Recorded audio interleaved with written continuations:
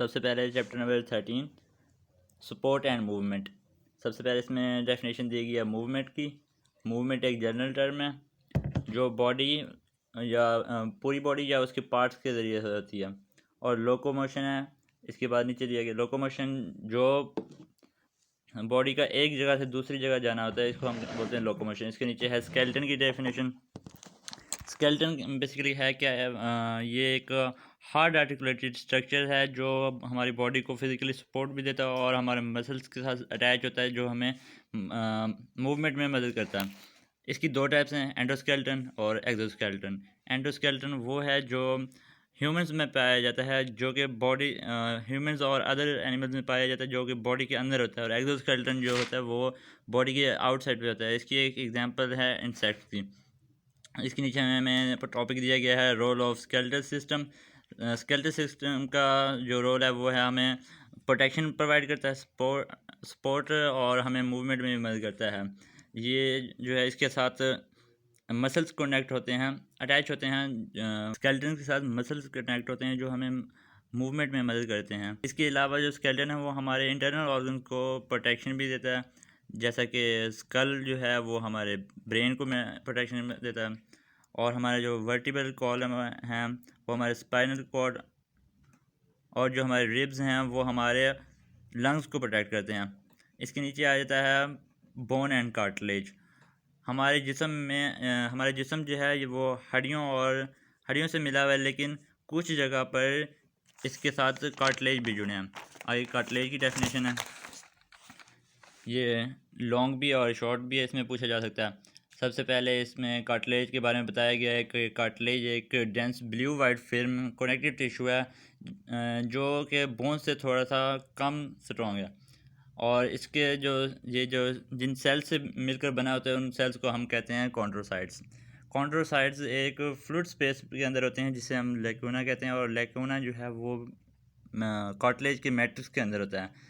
इस मैट्रिक्स के जो है ना, ये इस मैट्रिक्स के अंदर कोलेजन फाइब्रस भी पाए जाते हैं, मगर कार्टिलेज के अंदर ब्लड वेसल्स नहीं होते। इसकी तीन टाइप्स हैं, highline cartilage, elastic fibrous cartilage and fibrous cartilage.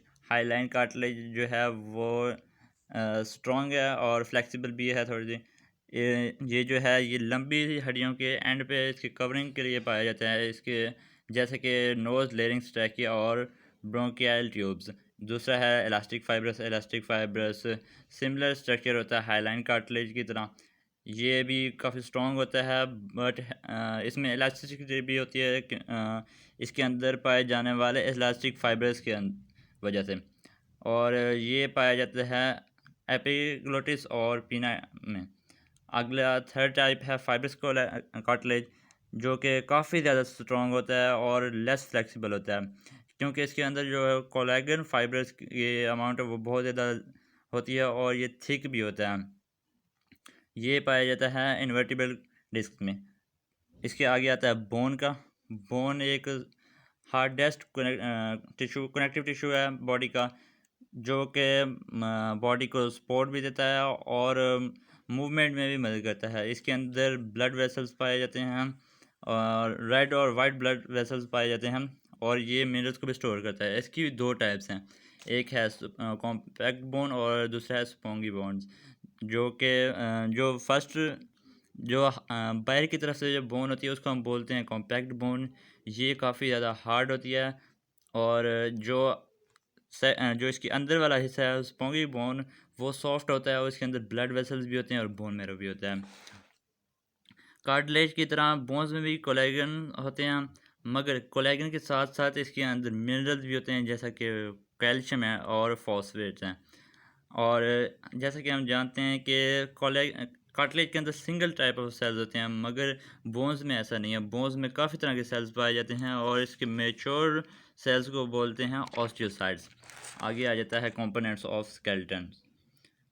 Skeleton में पाई जाती हैं 206 हड्डियाँ, जो कि दो पार्ट्स में डिवाइडेड है, axial skeleton and appendicular skeleton. Axial skeleton appendicular skeleton से जुड़ा हुआ है। एक्सियल स्केलेटन में सबसे पहले हम अगर देखें तो पाई जाती हैं 80 हड्डियाँ, 80 बोन्स होती हैं, और ये सर से लेकर ऊपर वाला धड़ तक होता है। इसके अंदर 5 पार्ट्स होते हैं। सबसे पहला पार्ट स्कल है, जिसके अंदर 22 बोन्स होती हैं, जो कि जिनमें से 8 बोन्स जो हैं वो क्रैनियल बोन्स होती हैं, जो हमारे दिमाग को महफूज रखती हैं, और 14 होती हैं फेशियल बोन्स। इसके साथ 6 मिडिल एयर ऑस्कुलाइज भी होती हैं, जो कि हमारी कान के अंदर पाई जाने वाली हड्डियाँ, और एक कान में 3 हड्डियाँ होती हैं, दोनों तरफ के मिला के 6।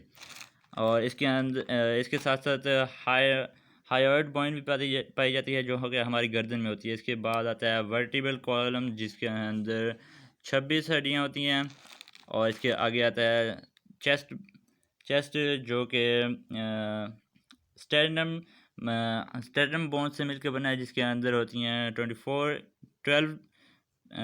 पेयर्स होते हैं, 12 एक साइड पे और 12 एक साइड पे। इसके बाद आगे आता है पेडिकुलर स्केलेटन। पेडिकुलर स्केलेटन में 126 हड्डियाँ होती हैं। इसके अंदर आता है पेक्टोरल ग्राइडल। पेक्टोरल ग्राइडल में जो कि हमारे कंधे हैं, इसमें आती हैं 4 हड्डियाँ। इसके आगे आता है हमारे बाजू, जिसमें होती हैं 6 हड्डियाँ। इसके आगे आते हैं हाथ, जिसमें होती हैं 54 हड्डियाँ। और इसके आगे पेल्विक ग्राइडल है, जिसके अंदर 2 होती हैं हड्डियाँ। इसके आगे टांगें आ जाती हैं, टांगों में 6 हड्डियाँ होती हैं। और आगे आ जाते हैं पाँव, जिसमें 54 बोन्स होती हैं। आगे आ जाता है टाइप्स ऑफ जॉइंट्स। सबसे पहले इसमें हमें बताया गया है कि जॉइंट क्या चीज़ है। जॉइंट एक लोकेशन जहाँ पर 2 हड्डियाँ मिलती हैं, और ये मूवमेंट को भी अलाउ करती हैं और प्रोवाइड मैकेनिकल सपोर्ट। इसकी 3 टाइप्स हैं, immovable joints, slight movable joints, movable joints. जो इमूवेबल जॉइंट्स हैं, ये हरकत करने के काबिल हरकत नहीं करते, ये जुड़े होते हैं सख्ती से, जिसकी एग्जांपल है skull bones. Slight movable bones आ जाते हैं इसके आगे, जो कि थोड़ी सी हरकत करते हैं, और ये है, इसकी एग्जांपल है जॉइंट बिटवीन द वर्टिब्रे। और थर्ड वन है मूवेबल जॉइंट्स। ये मूवमेंट को अलाउ करते हैं। इसकी 2 टाइप्स हैं, hang joint and ball and socket. जो हैंग जॉइंट्स है वो सिर्फ आगे और पीछे की तरफ हरकत कर सकती हैं, जबकि जो बॉल एंड सॉकेट जॉइंट्स हैं वो हर तरफ, हर डायरेक्शन में मूव कर सकते हैं। इसके बाद अगला टॉपिक आ जाता है role of tendons and ligaments. Tendons क्या हैं? टफ बैंड्स हैं, जो कि मसल्स और बोन के दरमियान होते हैं, इन दोनों को आपस में जोड़ने के लिए। और दूसरा है लिगामेंट्स। लिगामेंट्स जो होते हैं वो भी टफ बैंड्स हैं, मगर ये हड्डी और दूसरी हड्डी के दरमियान होते हैं, इसमें मसल्स नहीं होते। इसके नीचे आ जाता है मसल एंड मूवमेंट। अब जो इसमें बताया गया है कि मसल्स का जो एक एंड हड्डी के साथ जुड़ा होता है, उसको हम बोलते हैं ओरिजिन, जो कि इमूवेबल बोन के साथ जुड़ा होता है। और दूसरा है इंजर्शन, जो कि मूवेबल बोन के साथ जुड़ा होता है। ये एक ही मसल है और इसके 2 एंड्स के बारे में बताया गया है। इसके आगे आ जाता है एंटागोनिस्टिक्स। एंटागोनिस्टिक के बारे में बताया गया है कि एंटागोनिस्टिक मसल्स वो होते हैं जो कि अगर वो होते हैं जो ऑपोजिट जॉब करते, जो एक दूसरे के ऑपोजिट मूव करते हैं, और इस अमल को बोलते हैं एंटागोनिज्म। जब मसल कॉन्ट्रैक्ट करते हैं और जॉइंट को हैं वो बेंड कर देते हैं, उसको हम बोलते हैं फ्लेक्सर, और इस अमल को बोलते हैं फ्लेक्शन। और जो मसल्स कॉन्ट्रैक्ट करके जॉइंट को स्ट्रेट कर देते हैं, इनको हम बोलते हैं एक्सटेंसर, और इस अमल को बोलते हैं एक्सटेंशन। इसकी एक एग्जांपल है बाइसेप और ट्राइसेप। बाइसेप जो है एक फ्लेक्सर मसल है, जो हमारे बाजू की ऊपर वाली साइड पे होता है, जबकि ट्राइसेप्स जो है वो एक एक्सटेंसर मसल है, जो कि हमारे बाजू के नीचे की तरफ होता है। इसके आगे आते हैं अगला टॉपिक है ऑस्टियोपोरोसिस। ऑस्टियोपोरोसिस एक बोन डिजीज़ है, जो अडल्ट में होती है, ज़्यादातर बूढ़े लोगों में पाई जाती है। ये बूढ़ी ख़वातीन में ज़्यादा कॉमन है। ये बेसिकली होता क्या है कि ये decrease in the density of bones होता है, मतलब कि कैल्शियम की मिकदार जब हड्डियों में कम हो जाती है तो ये बीमारी होती है। ये बीमारी मेल न्यूट्रिशन की लैक की वजह से भी हो सकती है, जैसे कि प्रोटीन्स और विटामिन्स। और या फिर ये बीमारी तब भी हो सकती है जब फिज़िकल एक्टिविटीज़ कम हो जाए।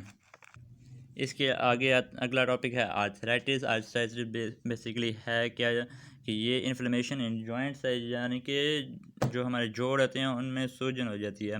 ये ओल्ड एज के भी लोगों में कॉमन है और ख़वातीन में भी कॉमन है।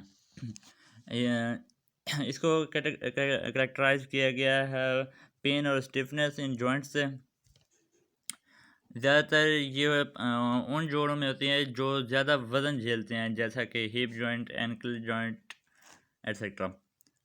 इसका ट्रीटमेंट में पेन किलर्स आती हैं और एंटी इन्फ्लेमेटरी मेडिसिन भी आती हैं। इसकी 3 टाइप्स हैं: ऑस्टियो आर्थराइटिस, रीमेटॉइड आर्थराइटिस और गॉट।